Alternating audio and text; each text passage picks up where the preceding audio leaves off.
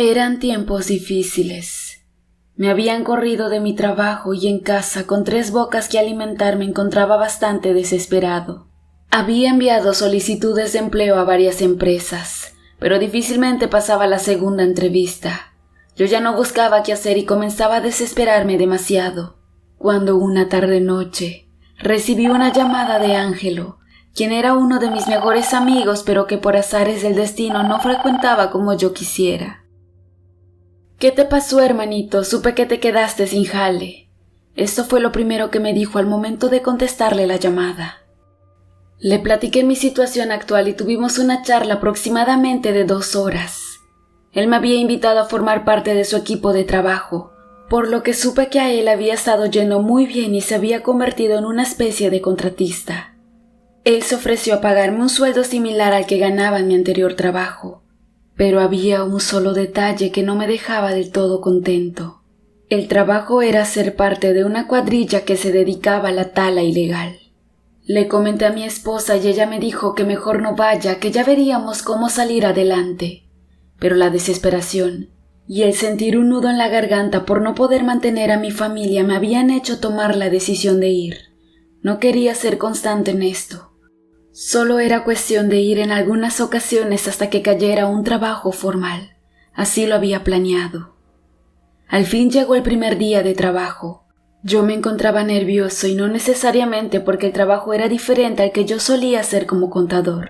Más bien, era porque sabía que esto era ilegal y no sabía lo que podría ocurrir.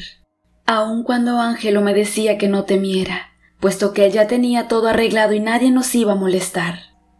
En el plan, nuestra cuadrilla se encargaría de talar, y al día siguiente unos hombres irían en camiones a buscar lo que habíamos trabajado, y así fue como dimos inicio a aquel trabajo. Después de un día agotador, empezaba a caer la noche cuando Ángelo nos dijo que era momento de irnos. Antes de salir del bosque, él me pagó lo acordado y estábamos por retirarnos del sitio, pero un fallo mecánico impidió que nuestra pequeña camioneta se ponga en marcha. No había de otra y Ángelo fue muy claro. Para evitar levantar sospechas, no podríamos salir de noche y tendríamos que acampar en aquel sitio. Nadie estuvo contento, pero realmente no teníamos de otra. Ya entrada la noche prendimos el fuego de una fogata, y al no haber comida tuvimos que conformarnos con tomar mucho café. Ya después de ello, designamos cómo iban a ser organizados los turnos para cuidar el claro donde dormíamos. Y Ángelo sacó de su camioneta una pequeña escuadra que según él siempre cargaba, por eso de los criminales que habitan ahí. Afortunadamente a mí me había tocado hacer guardia en última instancia, por lo que podría dormir cómodamente de corrido hasta esperar el amanecer. Y así fue como después de contar algunas historias de terror por parte de los demás nos fuimos a dormir. Eran aproximadamente las 3 de la mañana y un estruendo nos despertó a todos. Muy cerca de donde habíamos acampado se escuchaba un ruido, el ruido de alguien talando un árbol. Su método era anticuado y generaba mucho ruido. Hachazo tras hachazo, aquella persona no desistía. Ángelo estaba muy molesto y pensó que alguno de nosotros lo había hecho para asustar al grupo, pero no, la cuadrilla estaba completa. En eso, Ángelo se dirigió hacia donde se encontraba Juancho, quien era la persona que hacía la guardia, y le preguntó qué estaba ocurriendo. Este le contestó al jefe que no había escuchado nada. Dentro de nuestras conclusiones supusimos que podría tratarse de otro grupo de personas que se dedicaba a lo mismo, pero era raro. Aquellos hachazos solo provenían de una persona, y fuera de ello no sonaba como si hubiera alguien más. Ángelo nos comentó que estuviéramos al tanto para evitar que nos quieran robar el trabajo del día, y después de ello intentamos conciliar el sueño. Pero en ese momento comenzó lo macabro. Aquel sonido no cesaba, aun cuando ya habían pasado aproximadamente 40 minutos desde lo que escuchamos la primera vez. Los otros miembros de la cuadrilla, a pesar de llevar años haciendo esto, mencionaban que no era posible que alguien pueda cortar madera por tanto tiempo a ese ritmo constante, si tan siquiera trastabillar el sonido, puesto que pasado ese tiempo la frecuencia así como la intensidad de los golpes a la madera no habían parado en lo absoluto. Al percatarnos de aquello, Ángelo decidió ir junto con Juancho hacia donde provenía el sonido con el único afán de investigar qué estaba ocurriendo. Teniendo la escuadra en mano y con una antorcha para alumbrar su camino, vimos cómo ellos se alejaban, al grado de que llegó el momento que solo alcanzábamos a ver al horizonte un pequeño punto alumbrado que era el que generaba su antorcha. Pasados unos 5 minutos, abruptamente la antorcha se apagó, y seguido de ello sonaron varios disparos a la par de unos desgarradores gritos que al cabo de segundos se apagaron para no sonar nunca más.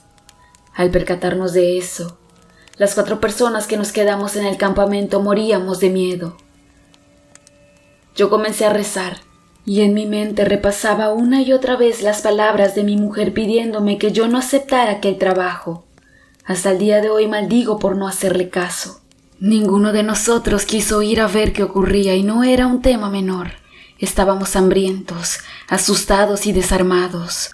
Pensábamos que lo que sea que se encontraba allá afuera tenía todas las de ganar, y más con el factor sorpresa a su favor. No fue necesario salir a ver qué ocurría, puesto que desafortunadamente aquella cosa fue hacia nosotros. Poco a poco el sonido de alguien pegándole a un árbol fuertemente con un hacha sonaba cada vez más cerca. Fue algo bastante raro, confuso y desde luego aterrador. Al sentirlo tan cerca, todos huimos del claro donde acampábamos y nos guardamos detrás de los árboles aledaños. Separarnos era nuestra mejor arma en ese momento. El sonido seguía cada vez acercándose, pero extrañamente no podíamos ver quién o qué era lo que lo estaba provocando. De un momento a otro y en el tiempo que dura un pestañeo, de no ver nada pasé a verlo a él, a esa macabra figura que hoy en día me provoca despertarme en las madrugadas gritando, incluso en varias ocasiones con los pantalones mojados. Presa de las peores pesadillas donde sueño que decapita a toda mi familia y miro cómo uno a uno se los lleva con él. Aquel ser, bestia o demonio, tenía el aspecto de un guerrero azteca, pero lo que realmente infundía terror era que no contaba con cabeza. Sin embargo, estaba de pie, lleno de vida. La sangre emanaba de su cuello hacia todo el cuerpo y en su pecho. Tenía una gran abertura como si lo hubieran cortado en canal de un hachazo, y justamente era el sonido que emitía cada vez que su pecho se abría en dos, al ritmo de los latidos de mi corazón. Yo lloraba en silencio, no sabía qué hacer. Mi cabeza decía una y otra vez que esto no puede estar ocurriendo, y con frustración lamentaba el no hacerle caso a mi esposa. Aquel ser se mantuvo allá de pie por un buen rato. En una mano llevaba un arma extraña de madera, como una paleta larga con dientes de algún tipo de material. En la otra mano tenía agarrado una cabeza bañada en sangre. No pude identificar si se trataba de su propia cabeza, la de Ángelo o quizás la de Juancho. Después de eso pasaron unos cuantos segundos y el sonido del hacha cesó, y de la misma forma como en un abrir y cerrar de ojos aquel ser había llegado. De esa misma forma se fue. Al ver esto, lentamente y haciendo el menor ruido posible, nos reagrupamos en el campamento y esperamos a que amaneciera. Al día siguiente nuestra suerte no mejoró. Esperábamos a que llegaran las personas del camión de rescate, pero a primera hora varias patrullas, así como camiones militares, nos rodearon y nos vimos presos por lo que habíamos hecho. Durante las diversas confesiones ninguno de nosotros dijo lo que habíamos visto, pero todos dijimos la verdad en cuanto a la persona involucrada como jefe de cuadrilla. Quizás había recibido un pitazo de lo que iba a ocurrir. El caso es que de Juancho y Ángelo nunca supe más, y sobre todo mi amigo, pareciera que la tierra se lo tragó. En un sencillo juicio y sin tener mucho que defendernos al ser encontrados en flagrancia, fuimos enjuiciados con 3 años tras las rejas sin derecho a fianza. Fue allá en el reclusorio que me hice buen amigo de los 3 acompañantes. Allá, siempre que había oportunidad de hablar acerca de lo que habíamos visto, lo hacíamos. Todos nos prestaban atención y con expresiones de horror escuchaban concentradamente nuestra terrible historia. Obviamente mucha gente se reía de nosotros, pero había un reo en especial que nos llamaba la atención. No se necesitaba ser experto del tema para deducir que se trataba de algún indígena perteneciente a alguna de las tribus que aún existen a los alrededores. Él, en una ocasión, nos apartó a los 4 y nos dijo que quería hablar con nosotros acerca de lo que habíamos visto en el bosque. Pensamos que se quería burlar, pero para nuestra sorpresa, al momento de describirnos a la criatura que habíamos avistado, él nos dio la descripción detallada de aquel ser, inclusive con detalles que nosotros no habíamos dado, como el hecho de tener una abertura en el pecho que se abría y cerraba al compás de los sonidos del hacha.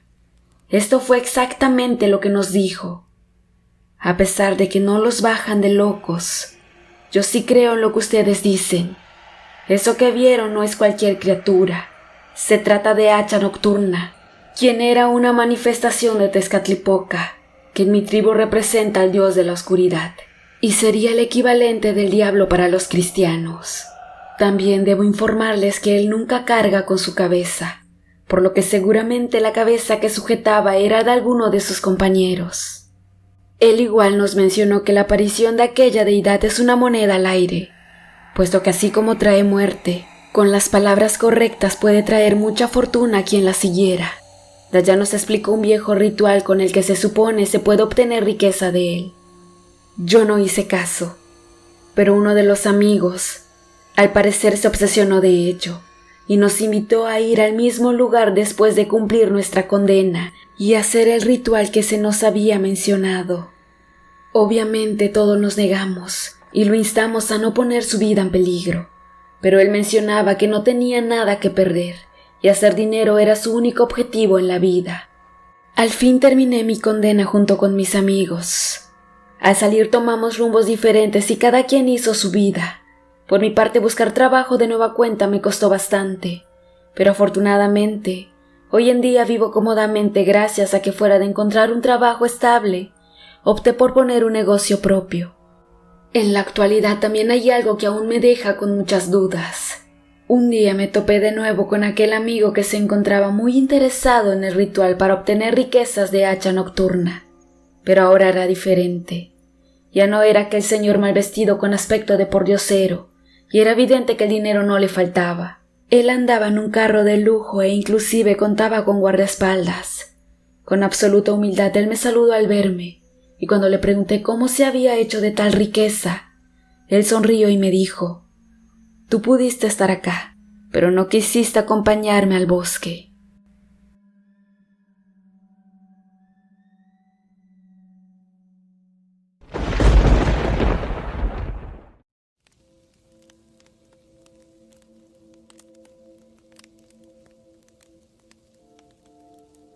Mi nombre es Luis Felipe, y ahora que soy un viejo, solo me resta esperar que la muerte llegue por mí. Pero no me quiero llevar nada a la tumba, y mucho menos secretos que pueden ayudar a los demás.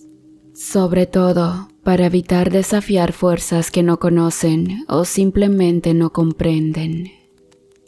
A mis 96 años, me he topado con mucha gente ignorante que ha tratado de menospreciar mis vivencias.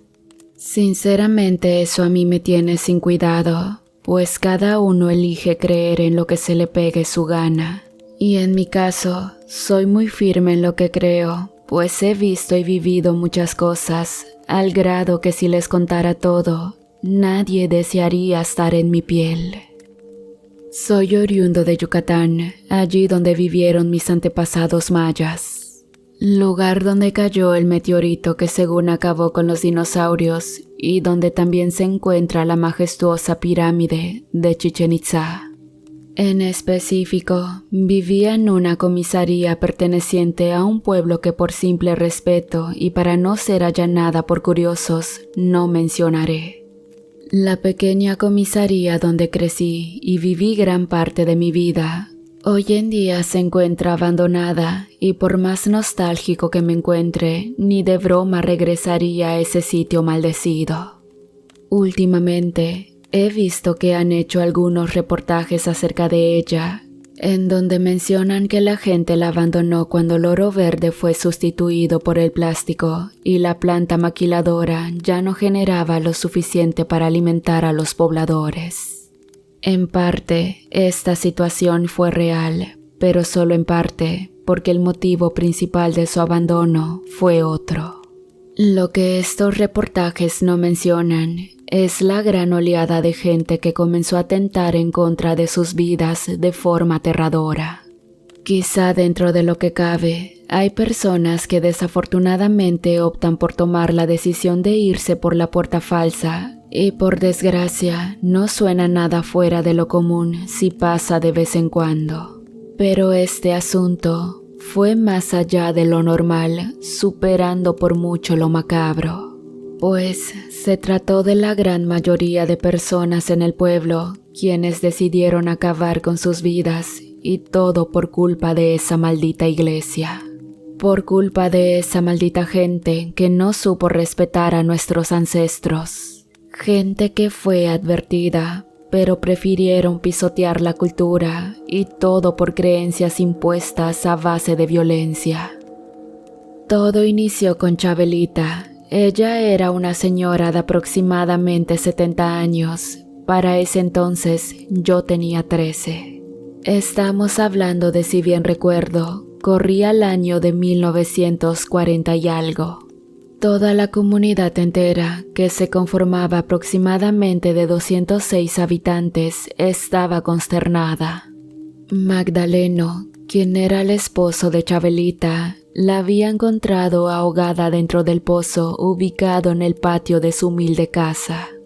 Este deceso le dolió mucho a la comunidad, pues doña Chabelita era una mujer ejemplar, entregada completamente a la iglesia. Se encargaba junto con otras señoras a mantener siempre la casa del señor en óptimas condiciones. Era alegre, siempre estaba feliz. Esa mujer realmente sabía lo que era ayudar al prójimo. Nadie se explicaba por qué la señora había tomado esa fatal decisión, y entre las personas más sorprendidas y por obvias razones más afectadas estaba don Leno, como le decíamos de cariño a Magdaleno. En medio de un mar de llanto, él contó durante el velorio de su esposa que no comprendía qué es lo que había ocurrido y que nunca pensó que su mujer tomara tan drástica decisión. El comisario trataba de indagar más en el asunto, quizá para descartar un asesinato. Aunque todo el tiempo que viví allí, nunca escuché de algún crimen, salvo el de Flavio Canté, quien era un campesino asiduo al trabajo como la mayoría que vivía allí.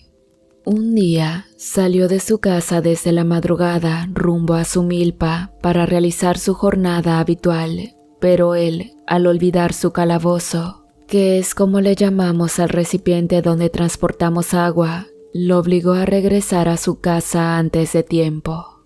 Desafortunadamente para él y para los involucrados, vio cómo su esposa, doña Vespasiana, se revolcaba en su catre junto con su compadre Dionisio. El resultado de esta infidelidad fue un terrible doble homicidio. Flavio no pudo aguantar ver a su esposa metiéndose con su compadre y le dio tantos machetazos como sus fuerzas y odio del momento se lo permitieron. Realmente fue una carnicería. Una señora del pueblo fue la que dio aviso a lo que había ocurrido, pues salir a buscar a Vespasiana para ir a moler el maíz juntas como acostumbraban a hacer, se le hicieron raras dos situaciones. La primera era que Vespasiana no contestaba a sus llamados, y pues esto era tan raro porque en esa pequeña comunidad no habían muchos sitios a donde ir. La segunda fue que se percató que dentro de la casa habían arremolinados muchos de los animales de patio, perros, gatos, pavos, gallinas y cerdos. Cuando la señora entró a la casa en búsqueda de su amiga, se encontró con la escena más escalofriante que seguramente hasta el día de su muerte nunca pudo olvidar. Todos aquellos animales que mencioné anteriormente se daban un festín con los cadáveres frescos de doña Vespasiana y su amante Dionisio, y de estos ya no quedaba mucho. La mujer pegó un grito tan fuerte que todos los pobladores salieron rápidamente para ver qué es lo que había ocurrido. Y en medio de una crisis, la mujer les contó todo. Y vaya que no era tan necesario contar con lo que había visto, ya que cada uno se encargó de generar una fotografía mental de la masacre, pues la casa se llenó de gente que lloraban desconsoladamente y también de curiosos. Un hombre había dicho que hace aproximadamente 2 horas había visto salir a Flavio muy nervioso, con su machete en mano, iba camino al monte. Los policías y el comisario armaron una brigada para buscar al presunto asesino, pero no encontraron nada, más allá de las cosas de Flavio a las orillas de un cenote. Allí se perdió el rastro y nunca se supo del paradero del hombre, por lo que la conclusión fue: el cenote se lo tragó.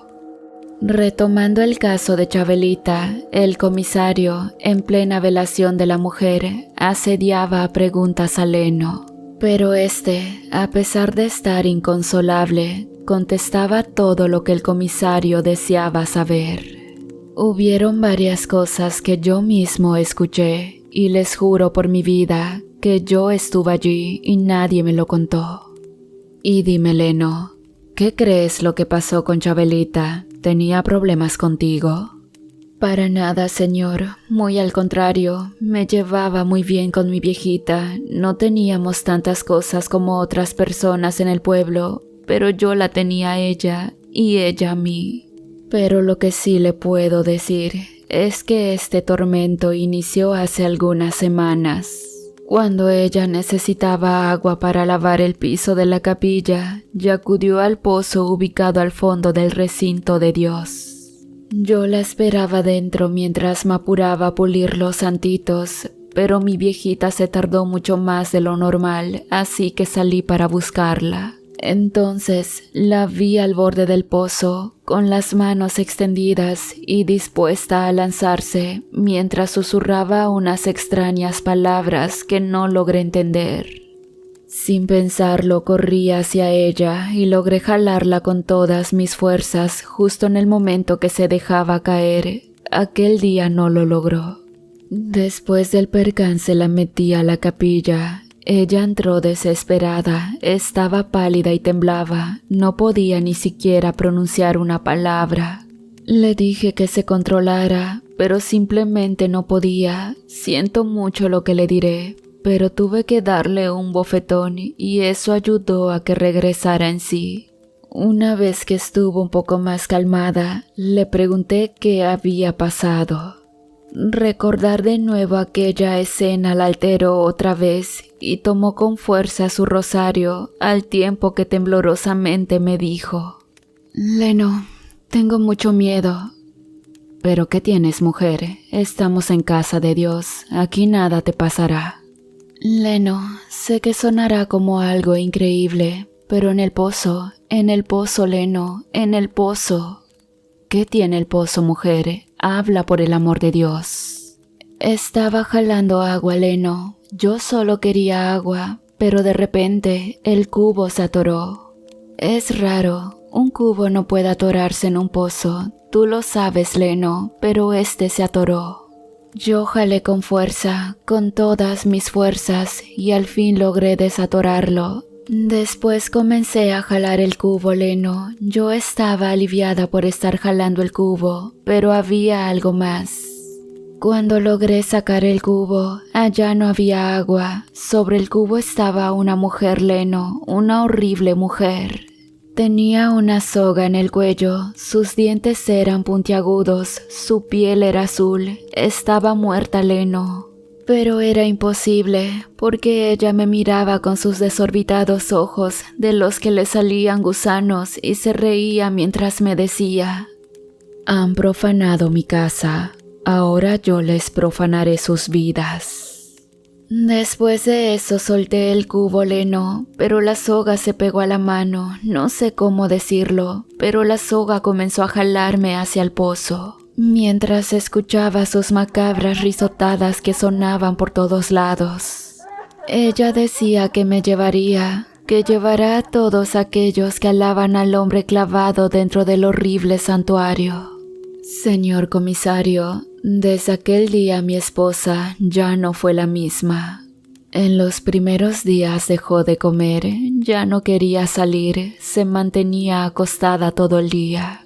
Después fue todo lo contrario, tenía un hambre voraz como nunca había visto en nadie, pero era algo inexplicable y comenzó a ser preocupante para mí cuando miré cómo se comió un gallo vivo. Comía como si nunca hubiera probado la comida, y aún recuerdo su rostro que dibujaba una mueca de pecado, completamente cubierto de sangre cuando la descubrí. Desde aquel momento, comencé a cerrarla bajo llave mientras me iba a trabajar, y un día, cuando regresé, miré cómo había defecado sobre todas las figuras religiosas que teníamos en la casa. Algunas estaban rotas en un montículo y frente a ellos estaba mi Chabela, desnuda, con los ojos bien abiertos y sonriendo. Mi mujer estaba sufriendo. Por las noches se despertaba llorando, diciendo que la mujer de la cuerda se la quiere llevar. Pero mi Chabelita decía que no se quiere morir, me abrazaba y me hacía jurarle que yo la iba a defender. Yo la abrazaba, la consolaba y por supuesto le juraba que siempre estaría para defenderla, pero le fallé, señor comisario. Un día, simplemente al levantarme, noté que la puerta del patio estaba abierta. Desde ese momento no la vi a ella y supe que algo estaba terriblemente mal. Corrí desesperadamente hacia el patio. Algo me hizo pensar que debía ir hacia el pozo y cuando llegué solo fue para mirar su ropa. Era demasiado tarde, el pozo le había quitado la vida, ella había ido por ello. Todos en el velorio quedamos atónitos ante lo que dijo don Leno. Mucha gente lo tachó de loco, otras personas sintieron lástima y pensaron que decía la verdad.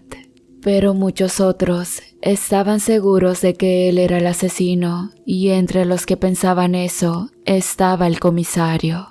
No fue necesario hacerle un juicio o investigarlo más. A los 3 días del deceso de Chabelita, Leno se colocó una escopeta en la boca y acabó con su existencia.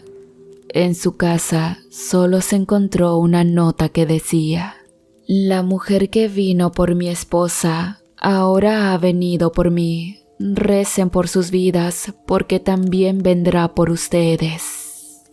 La gente del pueblo estaba asustada y el sacerdote de la capilla increíblemente tomó lo ocurrido con Chabelita y Leno como un acto blasfemo y condenó a la pareja de ancianos, pues al ser personas que se quitaron la vida, ya no podían ser parte del reino de Dios.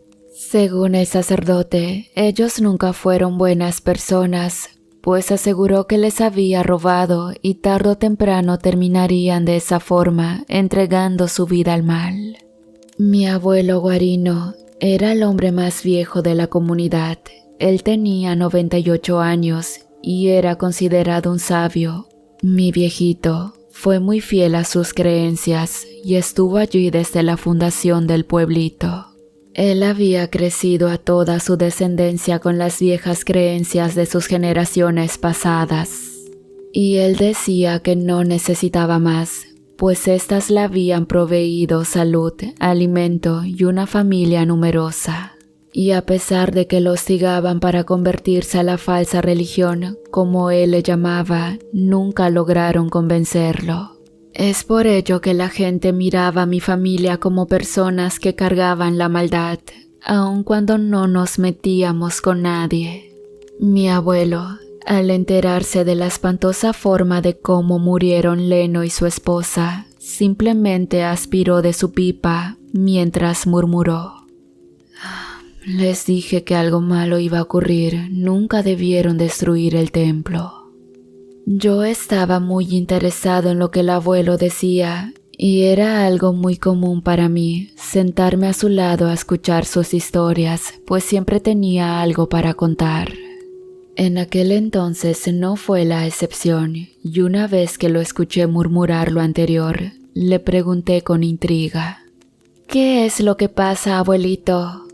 Por primera vez vi a mi abuelo dudar, pero al fin accedió a hablar. «Este lugar está maldito, hijo, pero lo irónico es que la gente siempre ha pensado que nosotros lo estamos. Pero no, hijo, ellos están equivocados. Nosotros somos los únicos que no lo estamos. Y para que me entiendas mejor, ve por más tabaco y siéntate a mi lado. Te contaré lo que está ocurriendo y lo que va a ocurrir». Impaciente fui por el tabaco del abuelo y después me puse cómodo para escuchar lo que él tenía para contar. «Hijo, a mí no me importa lo que la gente crea. Cada quien es libre de creer o pensar en lo que su sabiduría le dicte como correcto. Pero hay mucha gente que no está dispuesta a aceptar que existen personas con creencias diferentes. Y justamente eso fue lo que ocurrió cuando se fundó este pueblito, o más bien, cuando se rebautizó. Nosotros fuimos parte de los primeros pobladores, antes que la gente que ves ahora andando por las calles llegara a corrernos de nuestras propias tierras. La ubicación del pueblo es privilegiado, sobre todo por sus cenotes y ojos de agua que permiten el riego. Es por ello por lo que 2 asentamientos eligieron este sitio para vivir. Sin embargo, siempre estuvieron divididos por sus creencias. El primer asentamiento de donde nosotros provenimos mantenía su cultura vigente y adorábamos a nuestros dioses antiguos. Eso dio pie a un inicio tormentoso, pues no se podía convivir con la nueva religión. Por eso mismo, al ser minoría, mucha de nuestra gente fue linchada, algunos asesinados.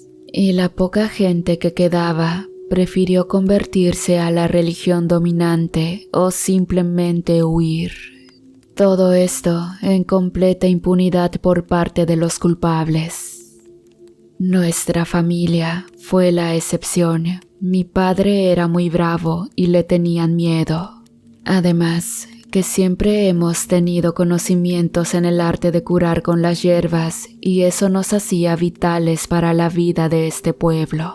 Sin embargo, para evitar malos entendidos, preferimos vivir a las afueras del poblado. No fuimos los únicos que eligieron vivir afuera. A un par de kilómetros de nosotros vivía Cecil. Ella era una chica de apenas 20 años que había quedado huérfana y se las había arreglado para vivir sola toda su vida. Y era de admirar cómo sus carencias físicas las había solventado con su inteligencia. Al no tener a alguien que la ayudara a construir, Cecil adaptó una cueva como su casa. Ella no se metía con nadie, incluso era muy raro verla en la comunidad, por lo que prácticamente la chica era una ermitaña. Pero la tranquilidad acabó para ella cuando comenzaron a construir la capilla. Se necesitaban materiales fuertes y mucha piedra para su edificación, y la cueva de Cecil ofrecía eso y más. Por eso, en el día menos esperado para muchos, una turba enardecida caminó hacia la cueva de la chica y sin darle la oportunidad de defenderse, la culparon de herejía. Sinceramente desconozco con exactitud qué pasó con la chica. Algunos dicen que la quemaron viva, otros dicen que la enterraron viva. Algunos más dicen que simplemente le pidieron que huyera del sitio a cambio de no hacerle nada. Aunque la versión más comentada fue que en un acto de burla hacia nuestras creencias fue lanzada hacia el cenote, simulando un ritual de sacrificio.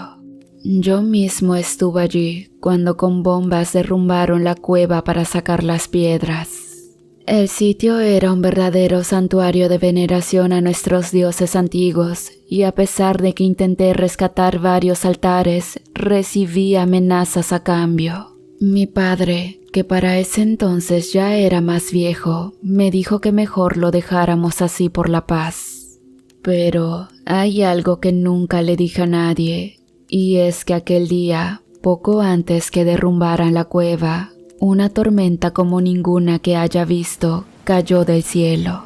Para eso, la gente corrió hacia sus casas a resguardarse, mentalizados a terminar con la cueva cuando la tormenta pasara. Yo no me fui en ningún momento y esperé en la cueva a que la tormenta cediera mientras derramaba unas lágrimas por la desaparecida Cecil. Repentinamente la tormenta se hizo más intensa, al grado que las ráfagas de viento empezaron a entrar dentro de la cueva. Al sentir la incomodidad por el viento, me fui hasta lo más profundo de esta misma, con el claro afán de esconderme. Pero un viento agresivo soplaba llegando hasta mí. Realmente te juro que no me había percatado, pero aquella ráfaga no solamente era el viento, sino que junto con él, una mujer se desplazaba como si se tratara de una pluma que era arrastrada por la fuerza del vendaval. Eso a mí me aterró, pues pareciera que la mujer bailaba sobre el viento, riendo y desorbitando los ojos, acercándose cada vez más a mí. A pesar de la oscuridad del sitio, su cercanía a mí fue tal que pude fijarme de sus facciones. Era una mujer de piel morena y cabello lacio. Sus rasgos eran macabros, pues sus ojos eran completamente blancos.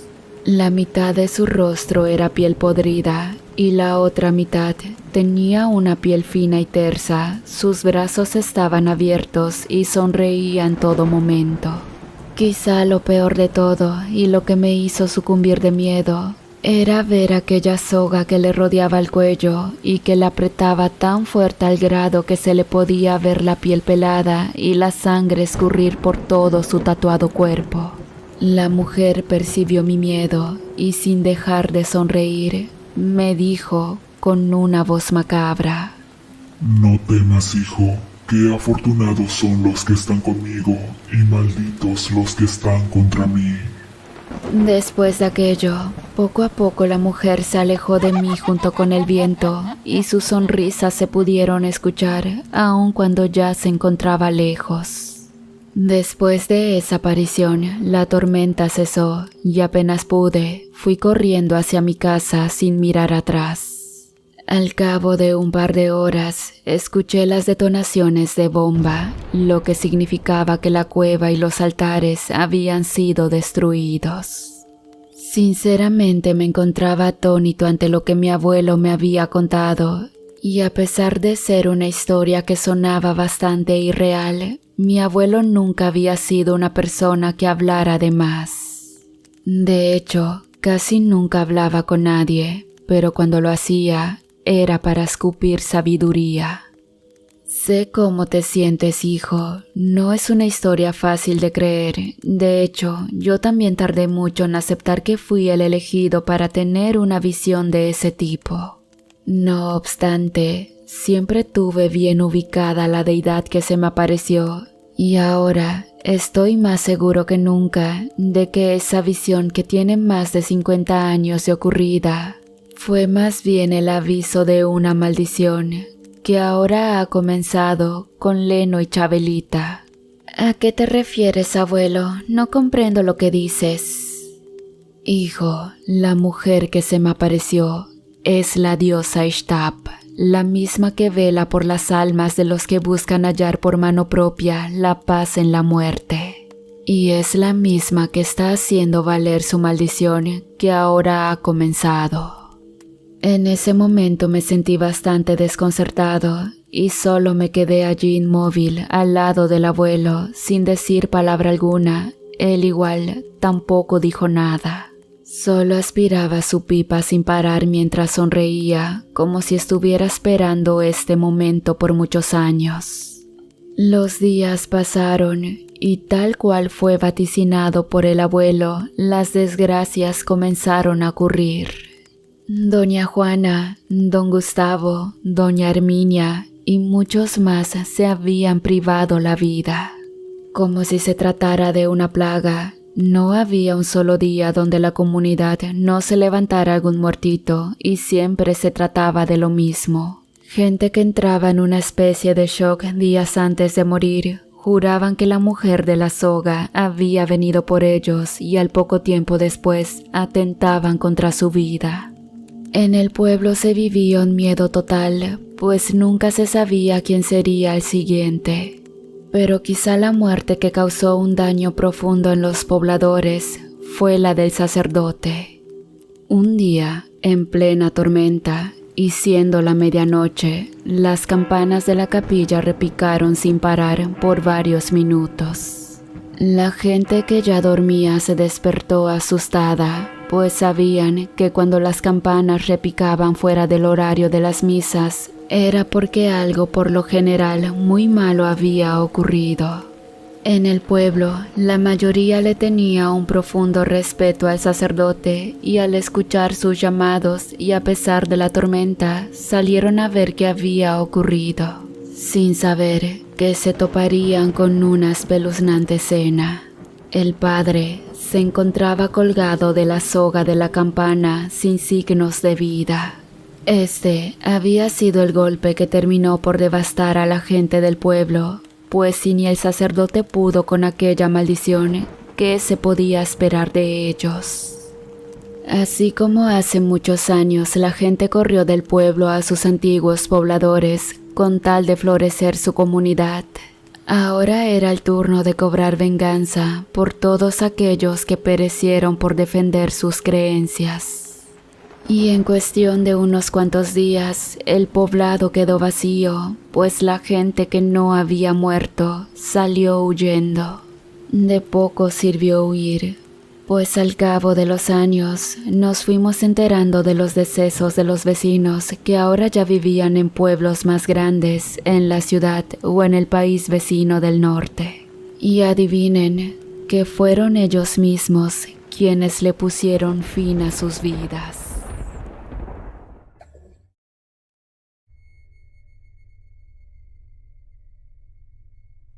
Actualmente tengo 60 años y un cáncer de páncreas que al parecer me cortará de esta vida terrenal en cualquier momento.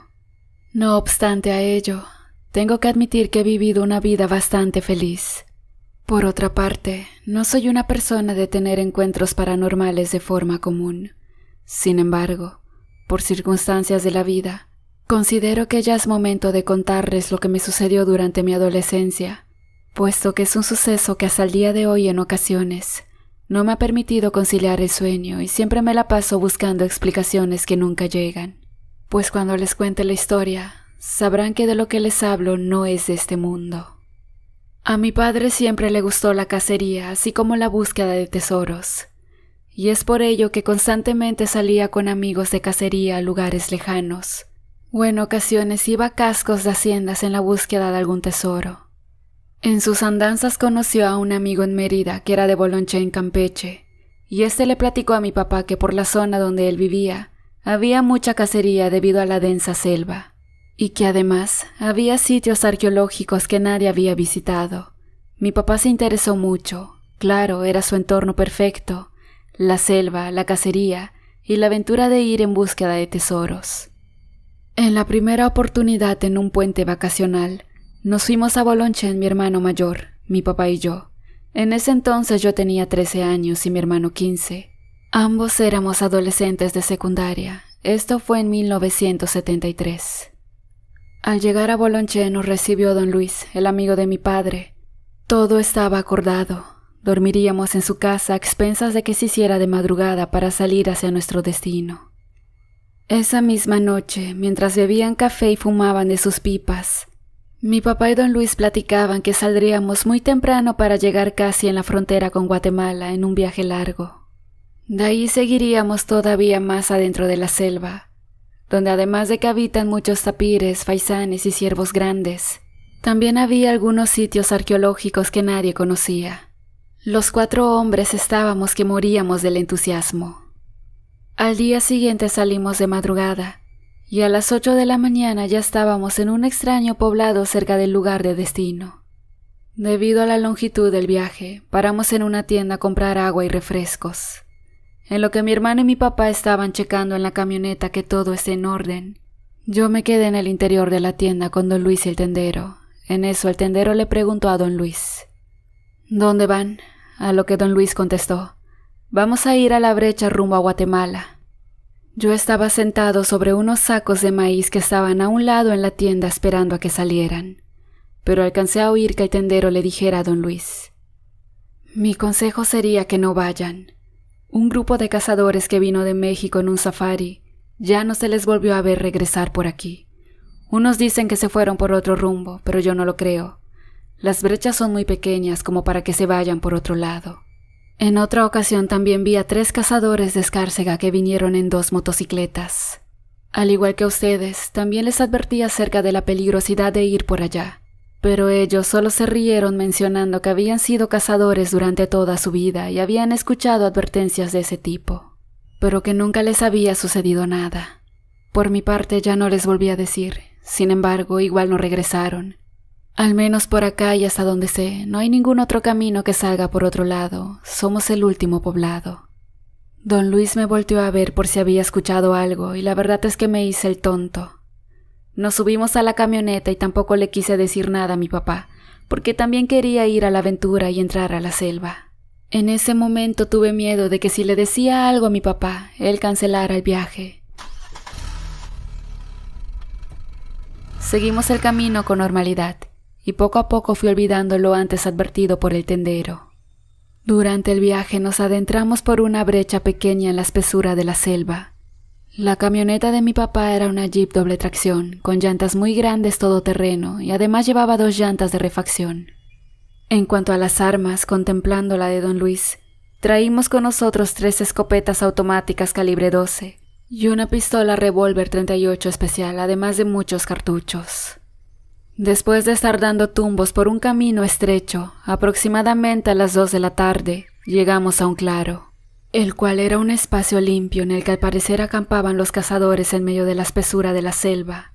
No sé cuántos kilómetros habíamos avanzado, pero ya habíamos tardado unas 6 o 7 horas circulando adentro de la selva. De hecho, a pesar de ser las 2 o 3 de la tarde, se veía oscuro, aun como si todavía estuviera amaneciendo. Derivado de las situaciones raras que hasta el momento habían ocurrido, yo en ese momento ya sentía miedo, y estoy seguro de no ser el único que se encontraba en ese estado.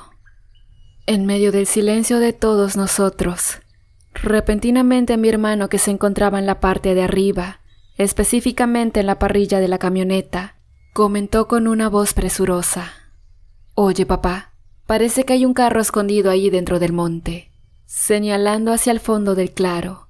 Todos volteamos a ver hacia dónde estaba el vehículo, y sí, al fondo se veía un vehículo de los llamados safaris Volkswagen, escondido dentro del monte tapado con muchas ramas. Recordé de inmediato lo de los cazadores que había mencionado el tendero. Don Luis me miró expectante como si esperara que dijera algo. Por mi parte le devolví la mirada, pero no dije nada, aunque su expresión ya no era tan tranquila como en el principio. La desesperación comenzaba a notarse en el rostro del señor. La tensión del momento fue rota unos segundos después, cuando el propio don Luis le dijo a mi papá que a lo mejor el vehículo era de cazadores que habían entrado antes que nosotros. Mi padre, aminorando lo que don Luis le había dicho, se limitó a preguntar a qué distancia estaban las primeras ruinas, por lo que don Luis nerviosamente le contestó que aproximadamente a 3 kilómetros. A partir de ese momento desplazarnos nos costó un mayor trabajo, porque a pesar de que la camioneta era todoterreno, el camino ya se encontraba muy cerrado con la vegetación del monte. Durante este trayecto me llamó la atención el silencio sepulcral que recién imperaba en el monte, a pesar de que durante todo el camino fue una constante escuchar los sonidos de aves y otros animales que son parte de la fauna local. En ese mismo tramo ya no era muy alta la selva. Sin embargo, las malas vibras no me abandonaban y yo sentía algo raro, como si algo o alguien nos estuviesen vigilando. En todo momento pensaba mucho en lo que dijo el tendero de los cazadores que no habían regresado. Al fin llegamos a una ruina y ya en el sitio arqueológico nos bajamos todos. El lugar se veía menos tétrico que todo lo visto con anterioridad, por lo que mi padre nos comentó que este era el mejor sitio para acampar. Por su parte, don Luis, a quien aún se le notaba nervioso, dijo que casi nadie acampaba ahí porque sucedían cosas extrañas, puesto que había escuchado de otros cazadores que cuando acampaban en ese sitio les tiraban piedras, además que se escuchaban ruidos extraños. Mi papá, quien también era un cazador de antaño, le contestó a don Luis que todo aquello eran tonterías, y quizás todo eso solo sea obra de los aluches o los dueños del monte, y con no hacerles caso es suficiente. Acto seguido, mi papá le dio la vuelta a la camioneta y la estacionó de salida rumbo a la brecha por donde llegamos. Entre todos empezamos a bajar las cosas y armamos 2 tiendas de campaña. Para ese entonces ya eran casi las 5 de la tarde y el sol comenzaba a ocultarse.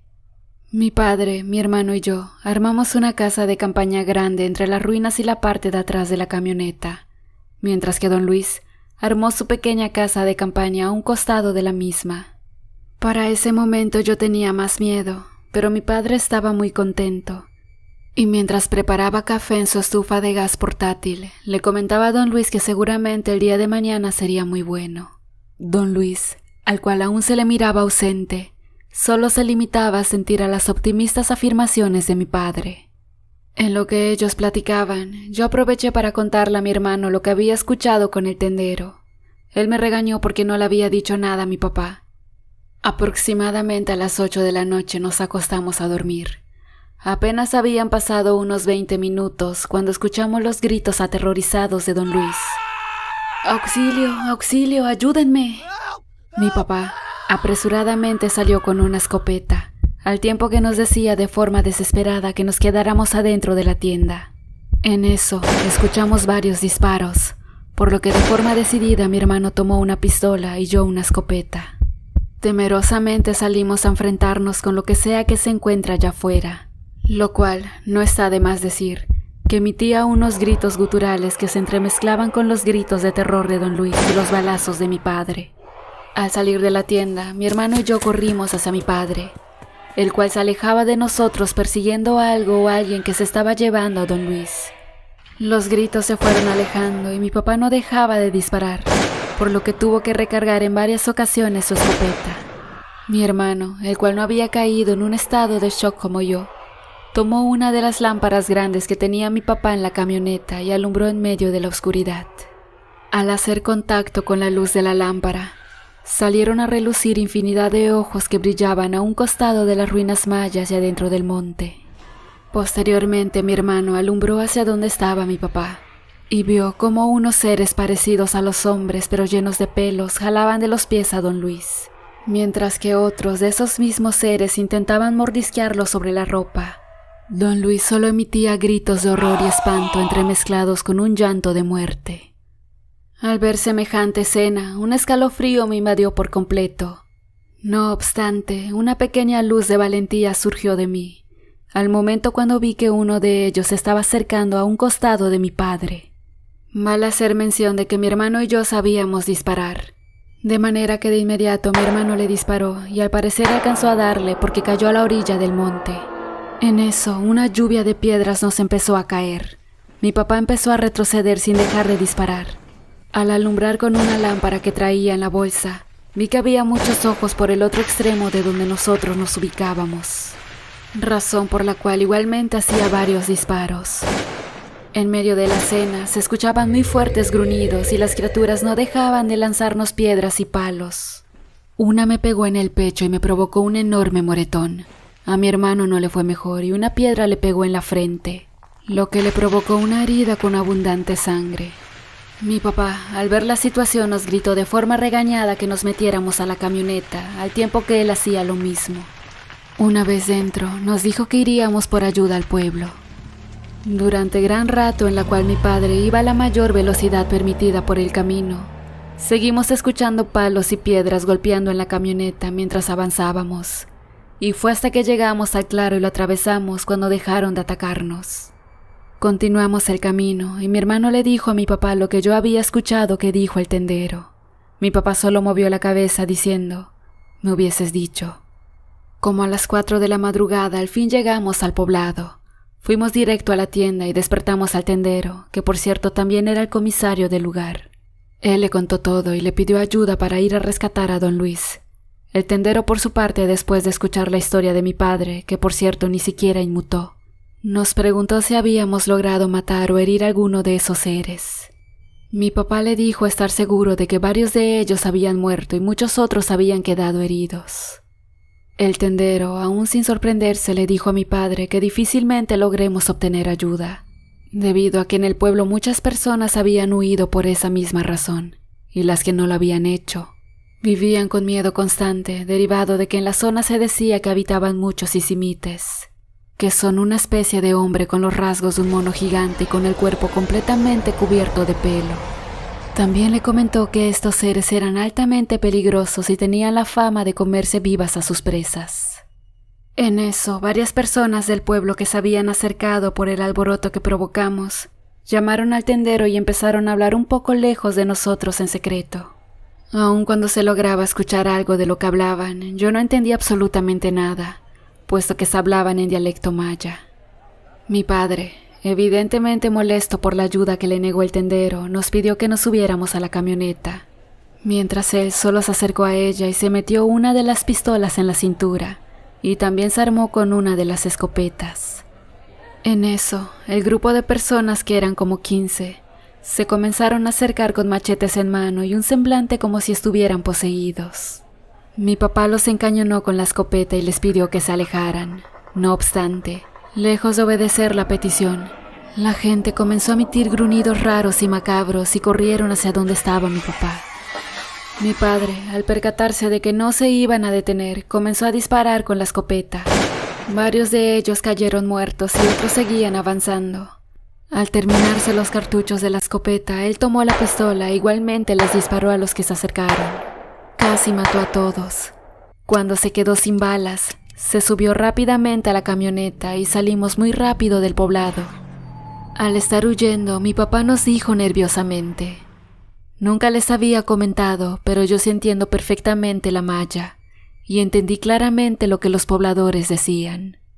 Que si habíamos matado a alguno de los seres de la selva, nos tenían que llevar con ellos hacia ese lugar y entregarnos a los dueños como sacrificio para apaciguarlos. De lo contrario, tomarían venganza contra la gente del poblado. En medio de un silencio incómodo entre nosotros seguimos avanzando, hasta que repentinamente mi padre nos dijo que había matado a muchas personas y no consideraba prudente que le digamos nada a nadie o lo meterían a la cárcel. Esto es algo que nunca le había contado a nadie, pero mi padre ya no está con nosotros, así que no hay problema. Hola amantes del terror, espero que estén teniendo una excelente y muy bonita semana. En esta ocasión le quiero mandar un especial saludo a Carlos Saldívar, a su esposa Dolores Jiménez y a sus 3 hijos, Analí, David y Miguelito. Muchas gracias por escucharnos.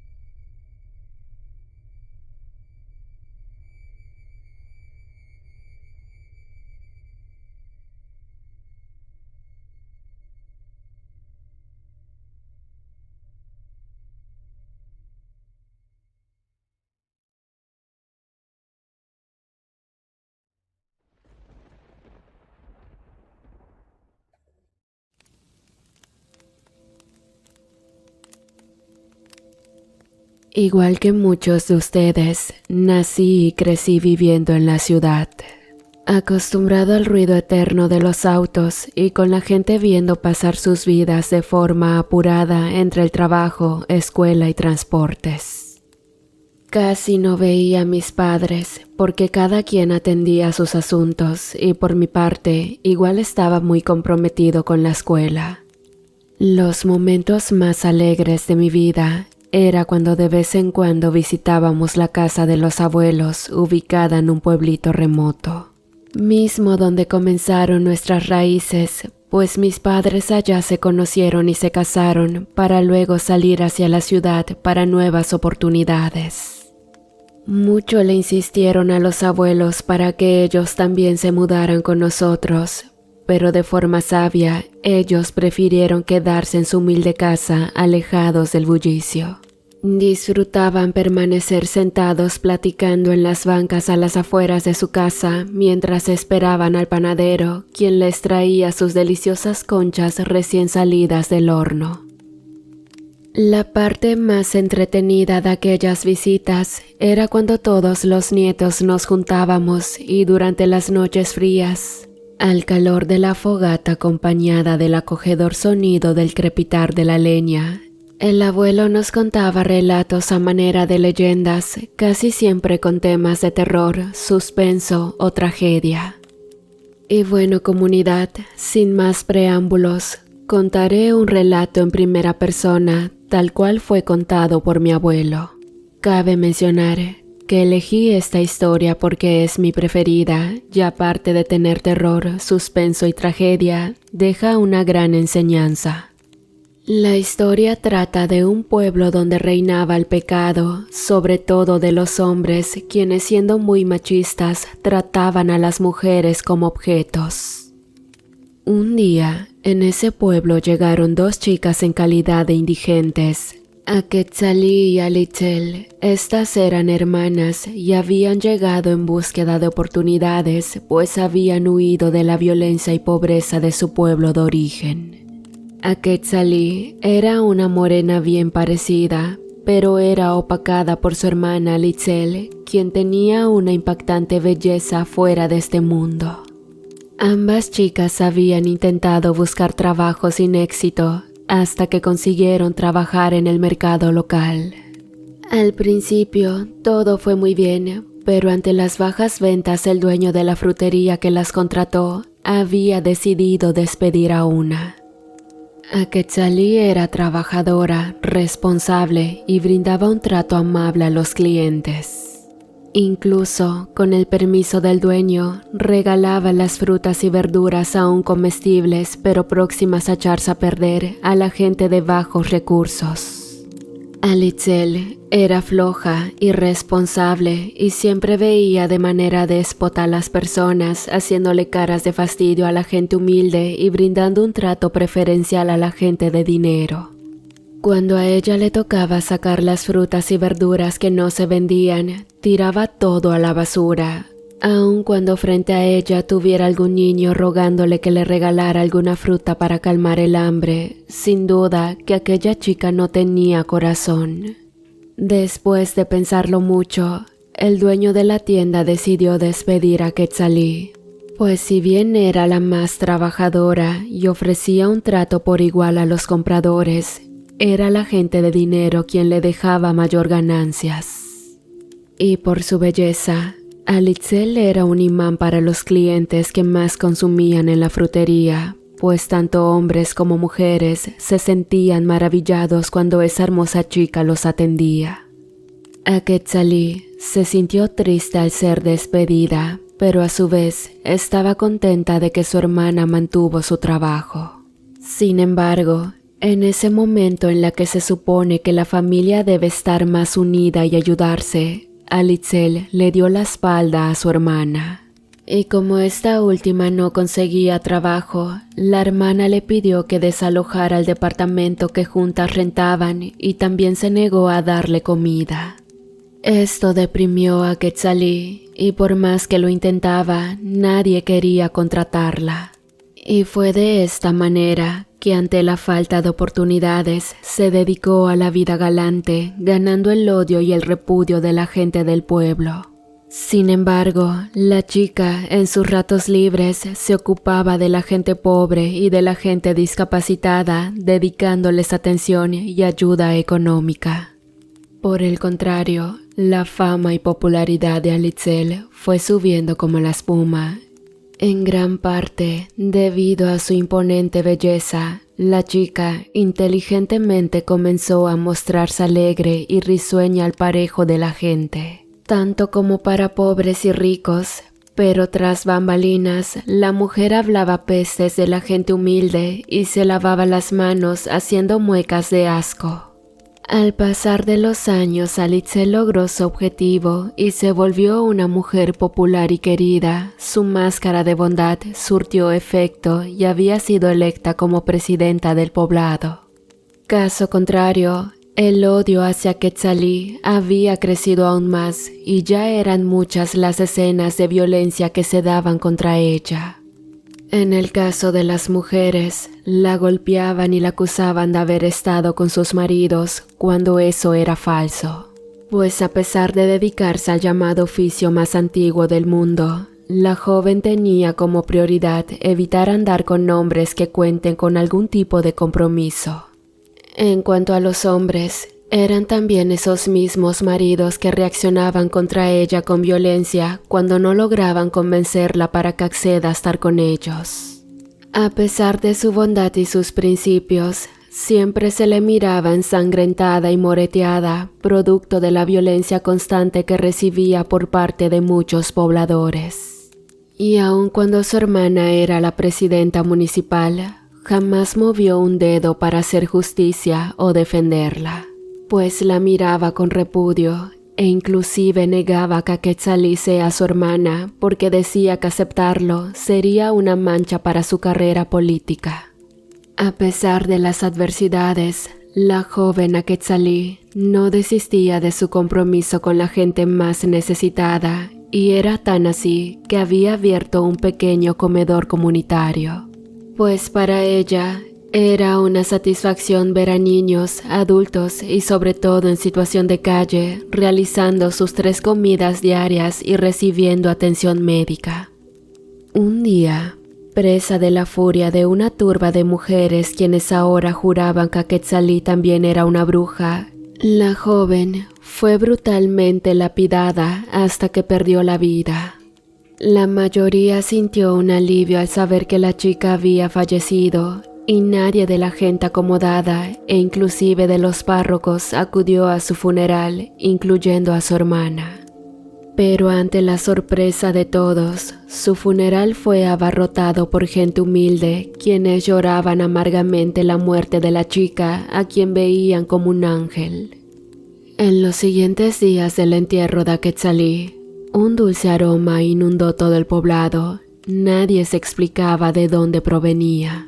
Pero no faltó el curioso que se pusiera a investigar hasta descubrir el origen de ese agradable olor. Y a pesar de que parecía increíble para muchos, dicho aroma era despedido de la tumba de la joven.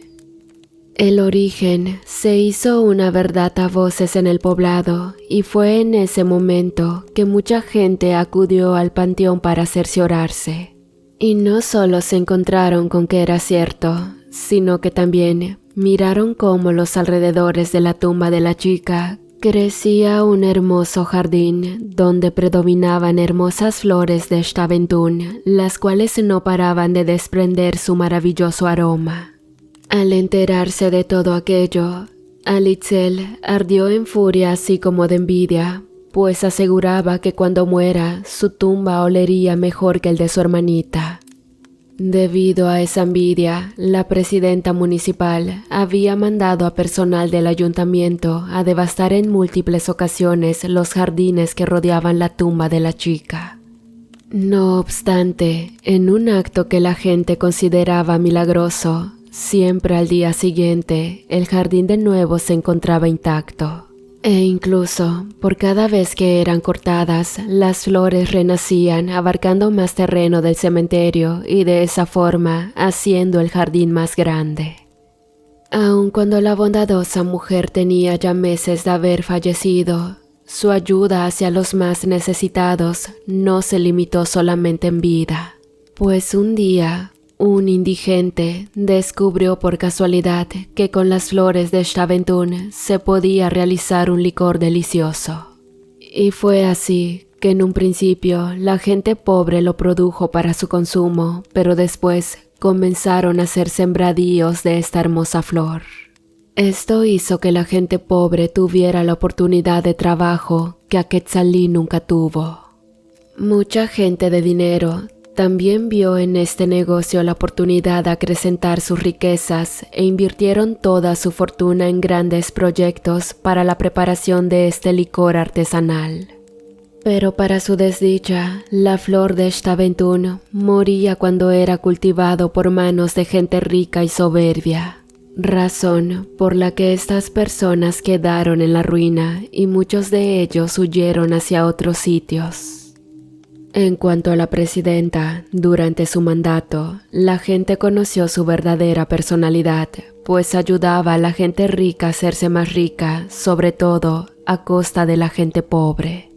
Sin embargo, cuando se vino la debacle de las personas acaudaladas, quienes habían apostado su fortuna a la inversión de la flor de Staventún, la mujer fue destituida de su cargo ante un pequeño golpe de estado que se dio para derrocar con su gobierno de clasista, tirano e impune. Alitzel fue removida junto a todo su gabinete y estuvo a punto de ser linchada. Pero la gente que llevaba como estandarte los pensamientos de Quetzalí, a quien ya consideraban como una mujer santa, decidieron que la violencia misma que había sufrido la joven en vida no iba con su pensamiento. Y es por ello que decidieron perdonarle la vida, pero desde ese entonces quedaba prohibido que ocupara algún cargo público. Adicional a ello, toda la gente miraba a la ahora expresidenta con repudio, y esto tomó fuerza a la hora de que la bella mujer pedía trabajo para sobrevivir, pues nadie la quiso emplear. Sin tener muchas opciones, Alitzel se dedicó a la vida galante y pudo sobrevivir vendiendo sus caricias, justo como su hermana había hecho alguna vez. Tal pareciera que ambas mujeres tenían escrito su destino desde el primer momento en el que llegaron al poblado, pues Alitzel tuvo un destino similar a Quetzalí. Un día, después de haber realizado varios servicios, caminó hacia las afueras del poblado, donde había improvisado con cartones un lugar para dormir. Justamente debajo de un árbol de ceiba, el cual era considerado sagrado para los pobladores de los rumbos. La joven se encontraba alegre, pues aquel día había ganado lo suficiente para realizar sus 3 comidas al día siguiente, pero no contaba con que alguien la vigilaba. Se trataba de uno de los hombres ricos que más había beneficiado del gobierno tirano de la joven. Pero este había sido víctima de la debacle del Staventún y ahora se encontraba en calidad de vagabundo, sumido en la pobreza y muriéndose de hambre. El hombre sabía que la mujer tenía una buena suma de dinero escondida entre sus ropas, pues la había seguido durante gran parte del día, entonces estaba dispuesto a asaltarla. Fue así como aquel criminal salió entre la maleza y portando con él un cuchillo de fabricación casera, intentó despojar a la mujer de sus ganancias. La chica, teniendo varios días sin haber probado un bocado, no estaba dispuesta a perder su dinero así de sencillo. Es por ello que se defendió como pudo, pero en un arranque de furia, le lanzó un certero cuchillazo en el cuello, lo que provocó la muerte de la chica. En días siguientes, un fétido olor invadió por completo el poblado. El olor era tan fuerte que la gente no podía salir de sus casas. Por la misma razón, tanto el ayuntamiento, así como la policía, hicieron un fuerte operativo para poder dar con el origen del repugnante olor. Y fue así como a las afueras del poblado encontraron un cadáver que, por más extraño que parezca, no había sufrido ningún proceso de descomposición, permanecía intacto. Razón por la cual no fue difícil identificar que se trataba del cuerpo de Alitzel. Extrañamente resultó imposible trasladar el cuerpo al panteón, pues mientras más se acercaban a él, el olor se hacía más insoportable. Y fue por ello por lo que decidieron cavar un hoyo allí mismo y enterrar a la mujer con tierra y cal. De esa forma lograron disminuir el pestilente olor que con el paso de los días dejó de sentirse, a excepción de cuando alguien se aproximaba a la tumba de la mujer. Pero, para la mala suerte de la gente en el poblado, la historia no termina aquí. Después de unos cuantos años de la muerte de las hermanas, pareciera que todo había vuelto a la normalidad. La prosperidad y la tranquilidad se dejaba sentir en el sitio y muchos aseguraban que aquellas jóvenes habían llegado para sacrificarse a cambio de una bendición. Y bueno, todo inició un día cuando doña Zoila buscaba a don Teófilo. El señor era un bebedor empedernido y solía perderse por varios días ahogado en el alcohol.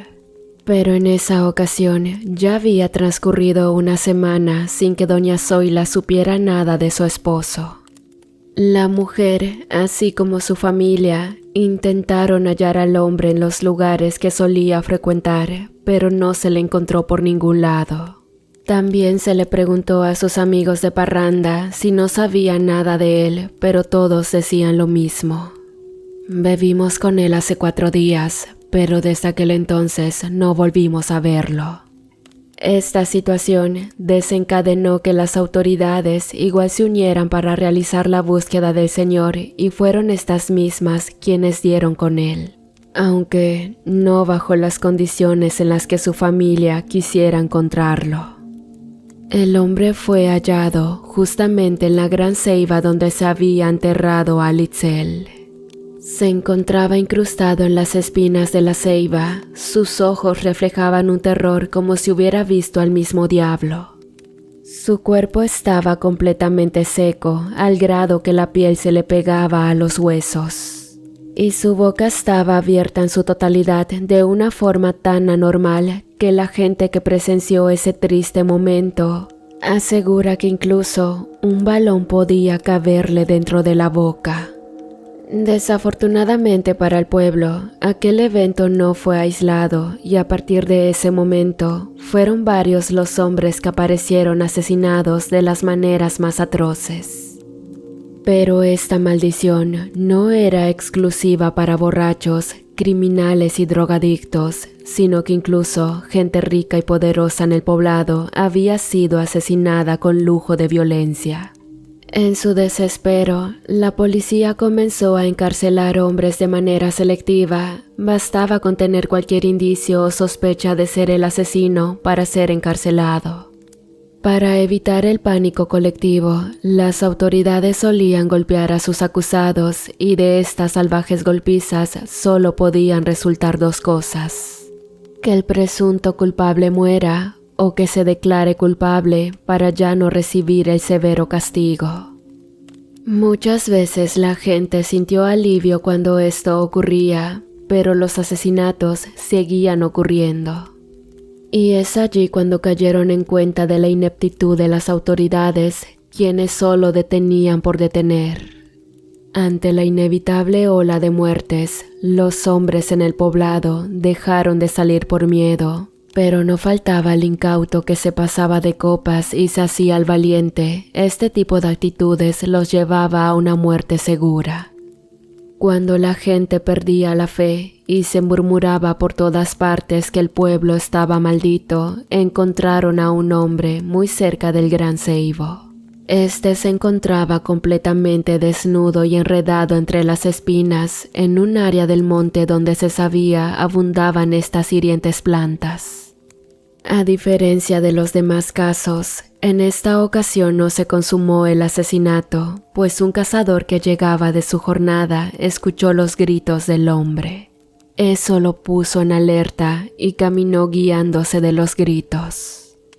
Al llegar a esta zona encañonó su rifle y alumbró con su lámpara, pero ya no vio nada, solamente al masculino quejándose de dolor y bañado de sangre. Rápidamente avisó a las autoridades y la víctima fue retirada de las espinas para luego ser llevado al hospital. Y más allá de sus heridas, también había presentado un shock nervioso. Cuando al fin el hombre se encontró recuperado, o al menos más consciente, las autoridades lo interrogaron. Y durante el interrogatorio, esto fue lo que el hombre dijo. Había bebido algunas copas, pero me encontraba borracho. Sin embargo, aquellas copas habían sido suficientes para armarme de valor y salir a buscar al asesino. Pues unas semanas antes mi hermano había sido asesinado y no quería que él muriera sin que se haga justicia.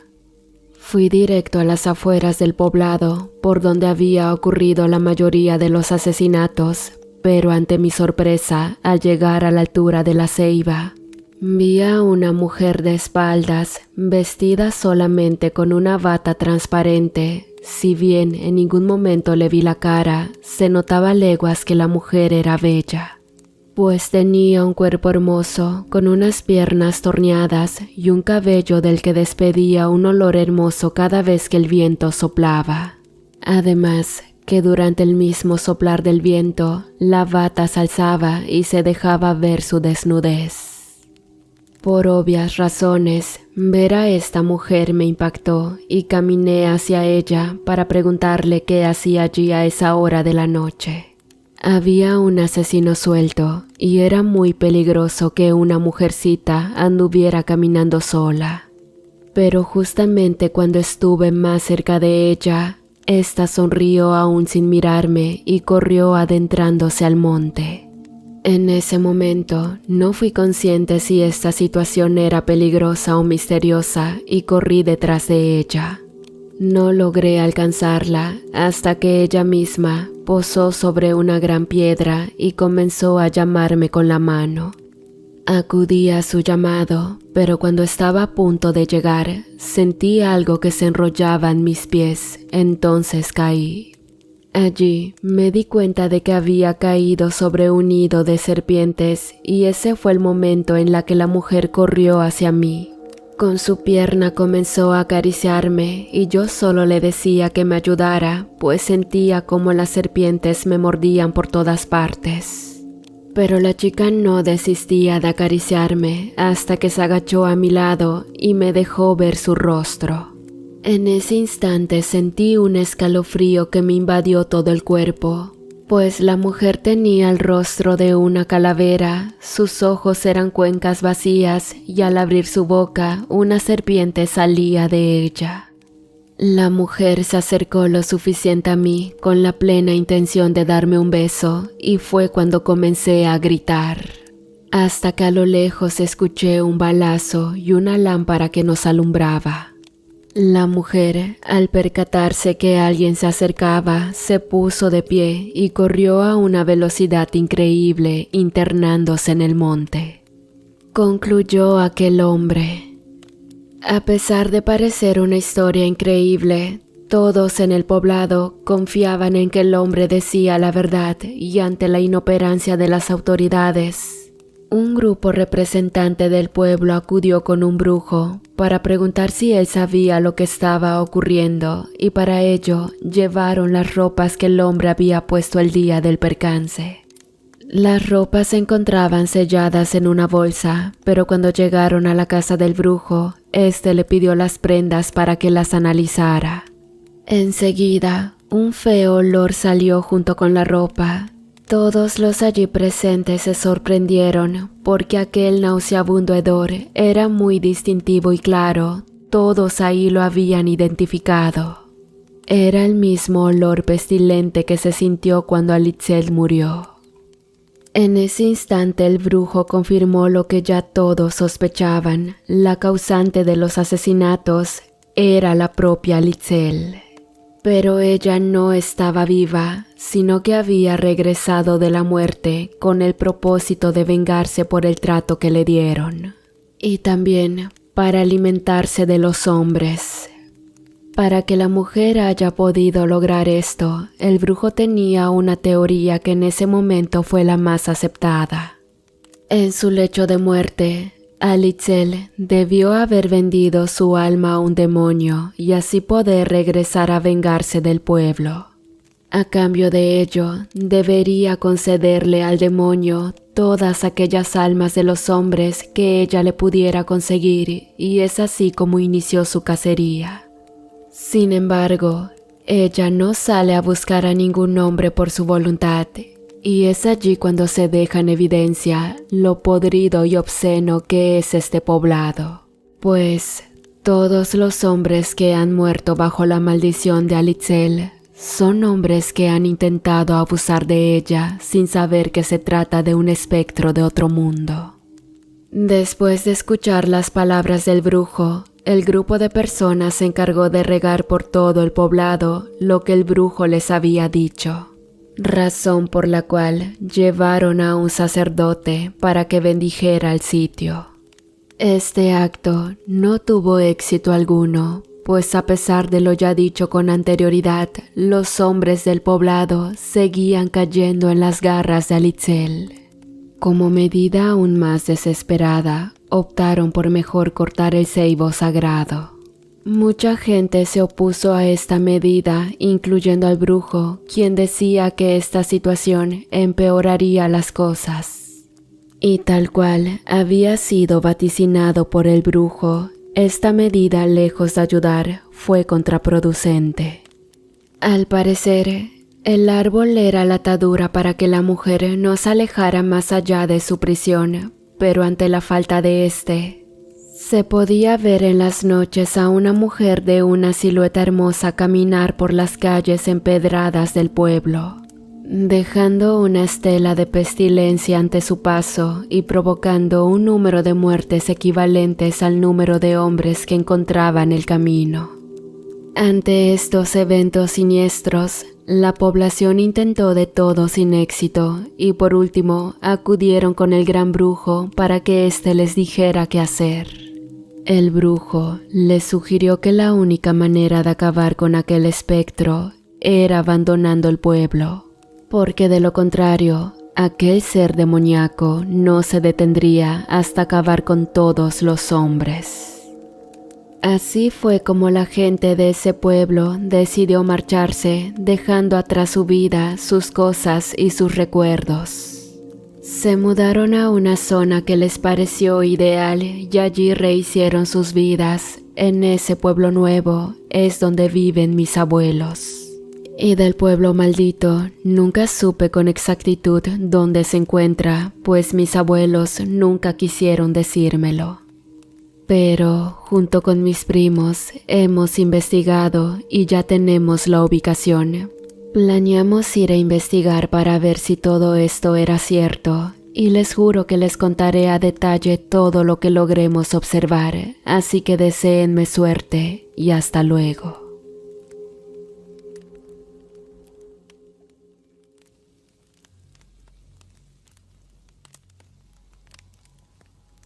Recientemente se encontraron restos humanos en la selva maya, exactamente por donde pasa el tramo 1 de las vías del tren perteneciente a la ruta Palenque-Escárcega. Yo miré con ojos propios los restos humanos que aún estaban en proceso de putrefacción, y junto a ellos se encontraban armas de grueso calibre con cartuchos aún útiles. Muy probablemente, las desdichadas víctimas puedan ser un grupo de criminales que aquejaba a los pobladores de la zona, pues desde aquel día en el que escuché sus gritos de tormento, no han aparecido más para sembrar el terror con el que vivíamos los pobladores. Este caso me hace recordar algo que me marcó la vida y es inevitable no pensar en ese suceso. Me llamo Lucindo Chan y soy un anciano de 80 años que vive en un pequeño pueblo maya en la selva de Campeche. Nací y crecí en este lugar, rodeado de la naturaleza y la cultura de mis antepasados. Desde niño, aprendí a respetar y a temer al Chewinik, el monstruo de la selva que se alimenta de carne humana. Mi abuelo me contó muchas historias sobre esa criatura que había sido invocada por los antiguos mayas para defenderse de los invasores españoles. Según mi abuelo, el Chewinik era un gigante peludo y rojo, con una voz portentosa y aterradora que tenía los pies al revés y no tenía articulaciones ni huesos, así que usaba un tronco como bastón para caminar. El Chewinik salía por las noches a cazar a los humanos que se perdían en la selva, y solo se podía escapar de él corriendo muy rápido o haciéndolo reír con un baile y una canción. Yo nunca he visto a ese monstruo, pero sí he escuchado sus gruñidos y sus pisadas en algunas ocasiones. También he visto los restos de sus víctimas que dejaba esparcidos por el monte. Sé que es un demonio ancestral que solo puede ser invocado o anulado por los brujos mayas, los sabios ancianos que conocen los secretos de los dioses. Ellos mismos son los encargados de mantener el equilibrio entre el mundo natural y el sobrenatural, y solo recurren al Chewinik en casos extremos cuando la vida de la comunidad está en peligro. Recuerdo muy bien la última vez que los brujos mayas invocaron a Chewinik. Fue hace unos 50 años, cuando yo era un joven de 30 años de edad. En esa época, una familia de extranjeros llegó al pueblo con la intención de saquear las ruinas mayas de la zona. Los llamaban los güeros porque eran blancos y rubios y tenían mucho dinero y poder. Los güeros compraron unas tierras cerca de unas ruinas inexploradas. Allí construyeron una mansión rodeada de muros y guardias armados. Desde allí salían cada día a explorar las ruinas llevándose todo lo que encontraban. Estatuas, joyas, vasijas, códices, todo lo que era sagrado para los mayas. Estos ladrones no solo robaban el patrimonio cultural de los mayas, sino que también nos maltrataban y nos humillaban. Los extranjeros tenían influencias con el gobierno y la policía y hacían lo que querían con impunidad. Cualquiera que se atreviese a enfrentarse a ellos o a denunciarlos desaparecía sin dejar rastro. También tenían una red de cómplices que le ayudaban a transportar y vender las piezas robadas en el mercado negro internacional. Se había convertido en una amenaza para nuestra comunidad maya que vivía atemorizada y oprimida. Los brujos sabían que esto no podía seguir así. Era un sacrilegio lo que esta gente estaba haciendo con los sitios sagrados. Era una ofensa a los dioses y a los antepasados, además que lastimaba nuestra dignidad y nuestra identidad como pueblo maya. Fue entonces que los sabios sacerdotes decidieron poner fin a esta situación usando el único recurso que nos quedaba, el Chewinik. Los ancianos de la tribu se reunieron en secreto en una noche sin luna, en el cenote sagrado donde realizaban los rituales más importantes. El cenote era una gran piscina natural de agua cristalina, rodeada de vegetación y rocas. En el fondo había una cueva que comunicaba con otros cenotes y ríos subterráneos. Para nosotros, este era el lugar donde se conectaban el cielo, la tierra y el inframundo, según nuestra cosmovisión. Nos hallábamos en el único sitio donde se podía invocar o anular al Chewinik. Los viejos sabios se colocaron alrededor del cenote, vestidos con sus túnicas blancas y sus collares de cuencas. En sus manos llevaban unas varas de madera con plumas y piedras. En el centro ceremonial había una plataforma de madera donde había un joven maya atado con cuerdas. El joven era el sacrificio necesario para invocar al Chewinik. No se trataba de un sacrificio mortal, sino de un sacrificio simbólico. El joven debía lanzarse al cenote y hundirse hasta las profundidades, donde el Chewinik lo poseería y lo usaría como canal para manifestarse. El joven no moriría, sino que volvería a la superficie una vez que el Chewinik fuera anulado. El muchacho que había sido elegido para el sacrificio se llamaba Itzae. Era un joven de 20 años, fuerte y valiente, que había aceptado voluntariamente su destino.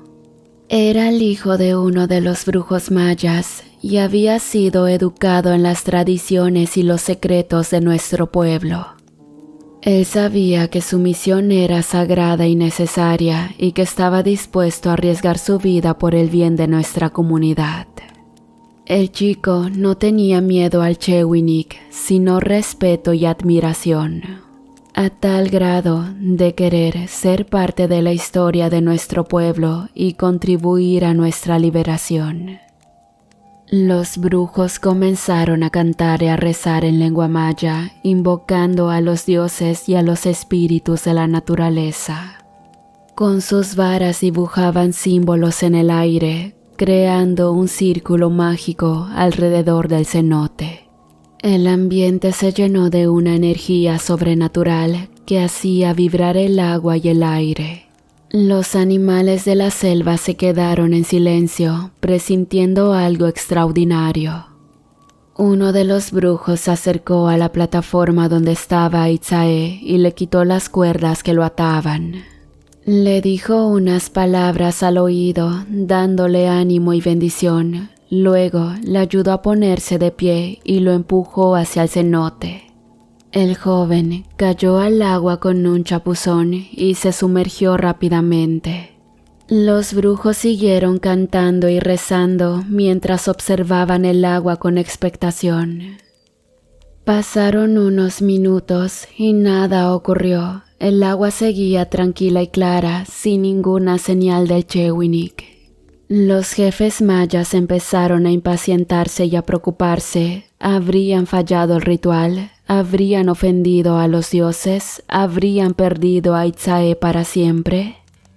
De repente, el agua se agitó con violencia, formando unas olas gigantescas que salpicaron a los ancianos.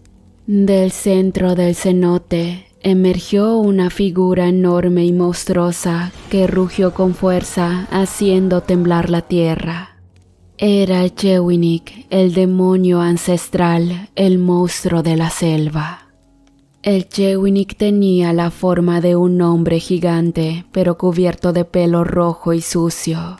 Su cara era horrible, con unos ojos amarillos y brillantes, una nariz chata y unos colmillos afilados. Sus brazos eran largos y musculosos, terminados en unas garras negras. Sus piernas eran cortas y torcidas, con los pies al revés. En su mano derecha llevaba un tronco enorme como bastón que usaba para apoyarse y golpear. El monstruo miró con furia e incredulidad, sin entender qué hacía allí ni qué queríamos los humanos que lo habían invocado. Me quedé paralizado por el miedo y el asombro, sin atreverme a moverme ni a hablar. El Chewinik gruñó de nuevo y saltó fuera del cenote con una agilidad sorprendente para su tamaño y su aspecto. Cayó sobre la tierra con un estruendo, levantando una nube de polvo. Los brujos reaccionaron y se pusieron a gritar y agitar sus varas, tratando de controlar al monstruo. Uno de ellos se adelantó y le habló al Chewinik en lengua maya, con voz firme y respetuosa. Chewinik, te hemos invocado para que nos ayudes a liberarnos de nuestros enemigos, los güeros. Ellos son unos ladrones y unos profanadores que nos roban nuestras tierras y nuestros tesoros. Nos maltratan y nos humillan, que ofenden a nuestros dioses y a nuestros antepasados. Tú eres el guardián de la selva, el defensor de nuestro pueblo, el castigador de los malvados. Te pedimos que vayas a casa de los güeros y los elimines a todos, así nos harás un gran favor y te lo agradeceremos eternamente. El Chewinik escuchó las palabras del brujo maya, pero no pareció entenderlas ni importarle.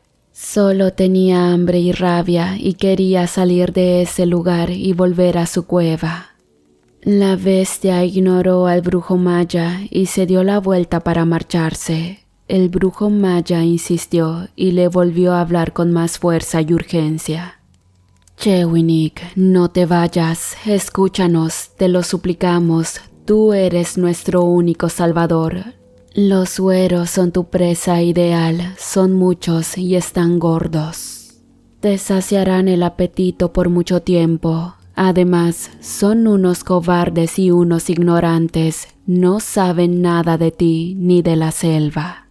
No podrán escapar ni defenderse. Tú eres más fuerte y astuto que ellos.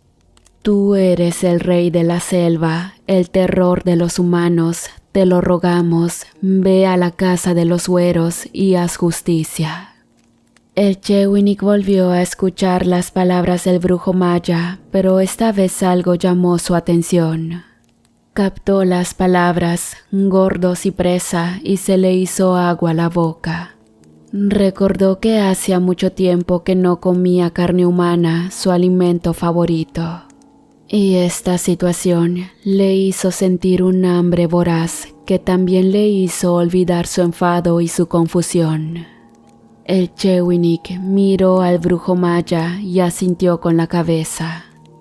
El brujo se alegró al ver la reacción de la deidad y pensó que había logrado convencerlo. Le sonrió con alivio y le dio indicaciones. Chewinik, te damos las gracias por aceptar nuestra petición. Te vamos a decir dónde está la casa de los sueros para que puedas ir sin problemas. Está al norte de aquí, a unas 2 horas de camino por la selva. Es una casa grande y blanca rodeada de muros y guardias armados. No te preocupes por ellos, no podrán detenerte ni hacerte daño. Tú eres más poderoso que sus armas. Solo tienes que entrar en la casa y buscar a los sueros. Son unos hombres y unas mujeres blancos y rubios que visten con ropa extraña y brillante. Son fáciles de reconocer y de atrapar. Te pedimos que los mates a todos, sin dejar a ninguno vivo. Así nos harás justicia y nos liberarás de su opresión. El Chewinik escuchó las indicaciones del brujo maya y las memorizó. No le importaba nada más que su comida y estaba ansioso por ir a buscarla. Después gruñó con impaciencia y se preparó para salir.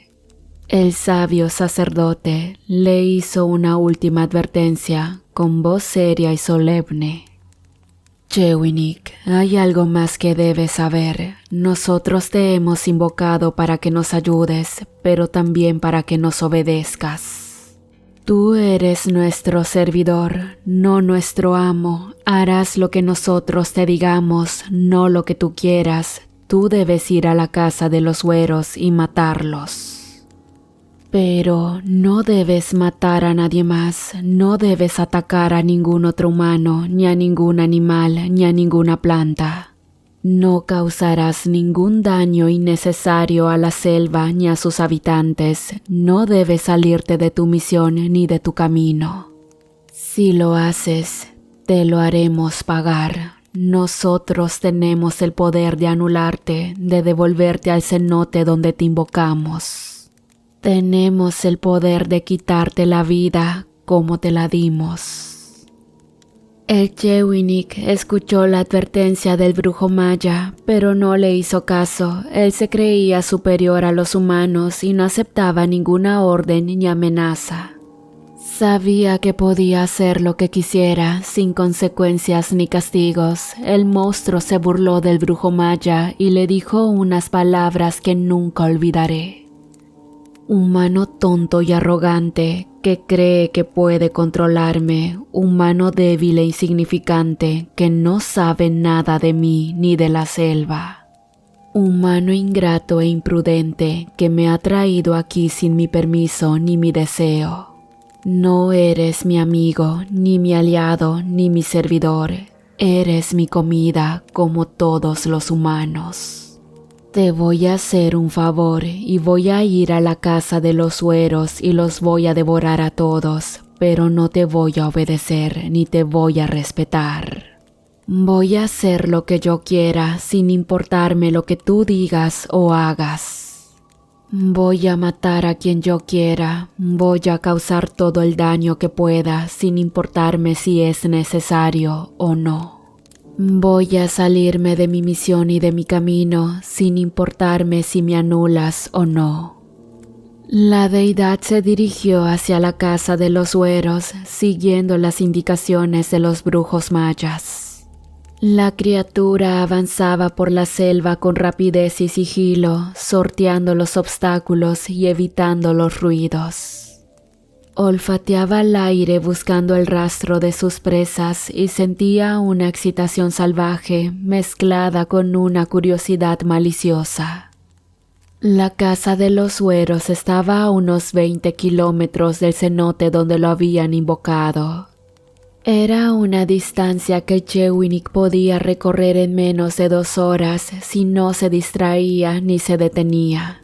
Pero el gigante no tenía prisa ni disciplina, se distraía y se detenía cada rato por cualquier cosa que le llamara la atención o le provocara el apetito.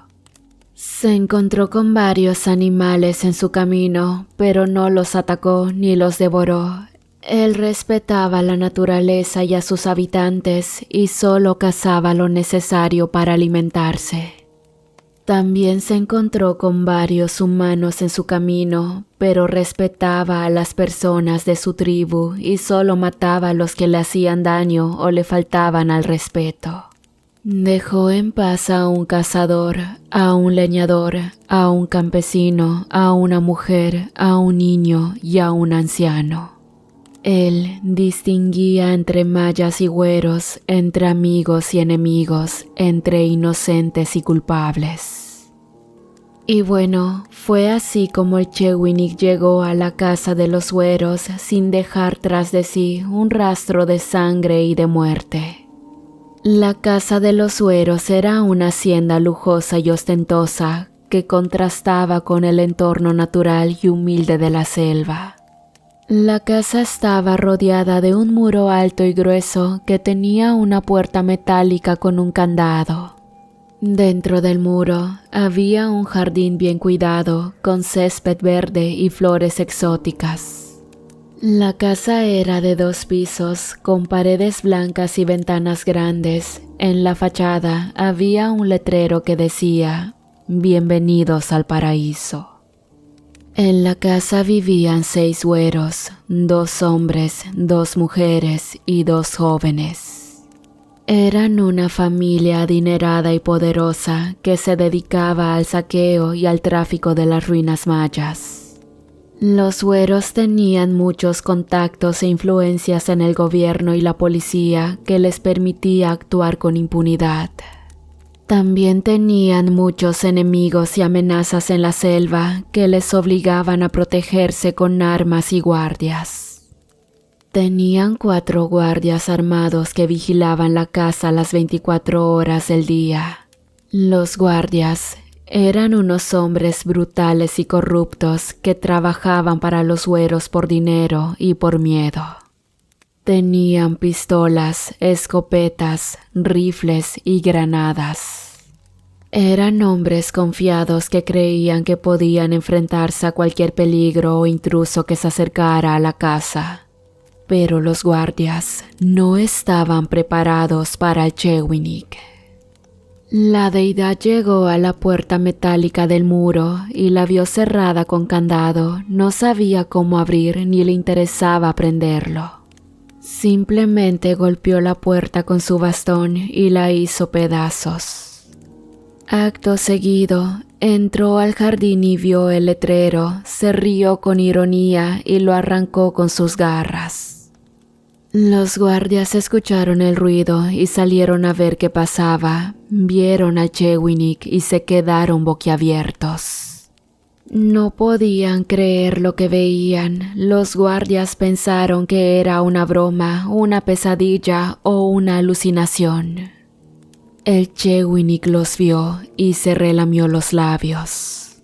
La bestia reconoció a los guardias como güeros, sus presas asignadas, y sintió un hambre voraz que lo hizo lanzarse sobre ellos. Los guardias reaccionaron tarde y trataron de defenderse, sacaron sus armas y dispararon al Chewinik. Pero las balas no le hicieron daño, era más poderoso que cualquier arma. El Chewinik los alcanzó y los mató con facilidad, los agarró con sus garras y les arrancó la cabeza de un mordisco. La sangre salpicó el césped y las flores y los cuerpos de los guardias cayeron al suelo. La bestia, sedienta de sangre y carne humana, se comió a los 4 guardias sin dejar nada de ellos. Se sació el apetito por un momento, pero no se detuvo ahí. Sabía que había más güeros en la casa y quería acabar con todos ellos. El monstruo se dirigió a la casa y tumbó la puerta, misma que se hizo pedazos ante la ostentosa fuerza del gigante. Los güeros escucharon el ruido y salieron a ver qué pasaba, pero solo para quedar petrificados al mirar al colosal Chewinik. Los hacendados no podían creer lo que veían, pensaron que era una pesadilla, una locura o una mentira. El Chewinik los vio y se sonrió con maldad al reconocerlas como sus presas asignadas. Esto hizo que sintiera un hambre voraz y se lanzó sobre ellos.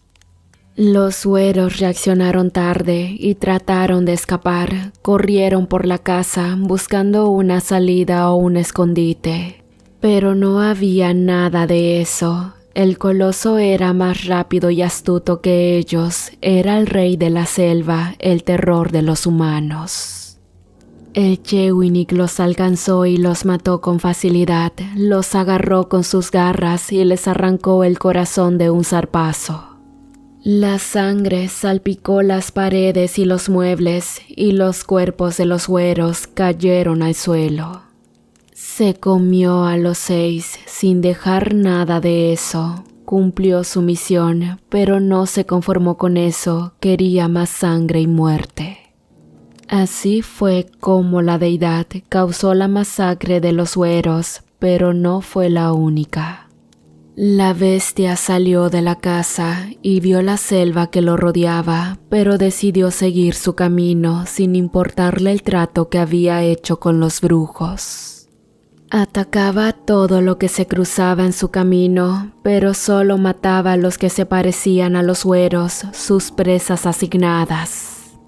La selva se convirtió en un infierno, un escenario de horror y dolor. Los gritos, los llantos, los lamentos se oían por todas partes. Los brujos mayas se enteraron de lo que estaba pasando y se arrepintieron de lo que habían hecho. Se dieron cuenta de que habían cometido un grave error y que tenían que remediarlo.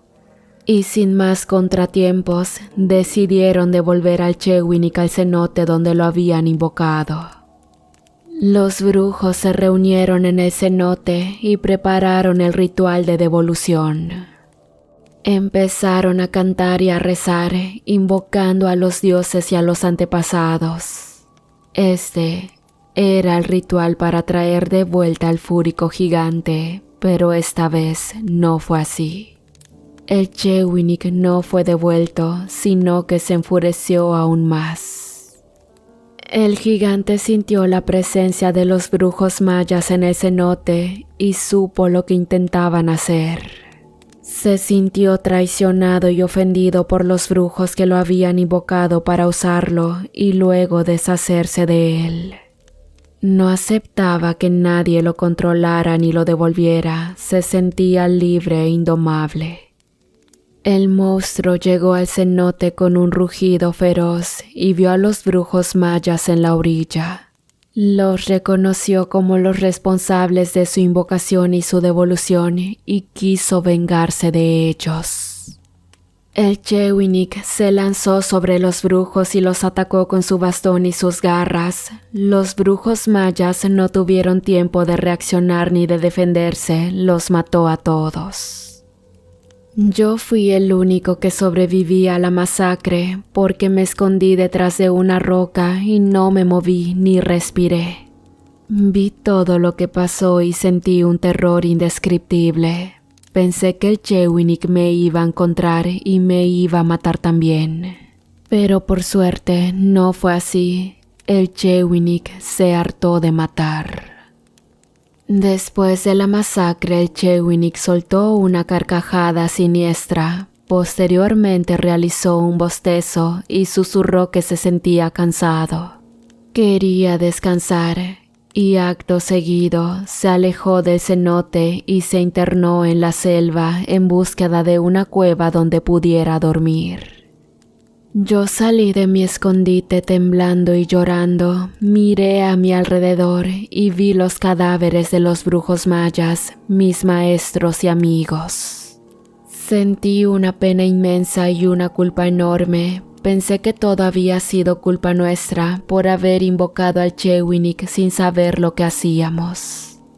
Pero no tuve tiempo de lamentarme ni de enterrar a los muertos. Sabía que tenía que huir lo antes posible, antes de que el Chewinix me oliera y volviera por mí.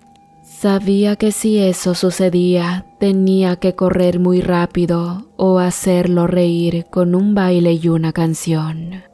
Y bueno amigos, para finalizar, así fue como tuve un acercamiento con el Chewinix, quien desde tiempos inmemoriales ronda por la gran selva maya, alimentándose y descansando en un ciclo al parecer infinito que espero no se reinicie pronto. Hola, ¿qué tal queridos amigos, querida comunidad 3AM? ¿Cómo están? Espero que se encuentren muy bien y que estén disfrutando mucho de los relatos. Y como bien saben, tenemos una sección de saludos y por esta ocasión quiero mandar saludos a algunos miembros de la comunidad. Un saludo muy especial para Mari Quintero, Eduardo Loesa, quien nos escucha desde Puebla, y para Martín González, quien cumple años el 31 de octubre. De verdad, con el corazón en la mano les agradezco muchísimo todo el apoyo que me han brindado. Y Martín, espero que te la pases muy bonito el día de tu cumpleaños. Felicidades. Los quiero mucho a todos, querida comunidad. Saludos.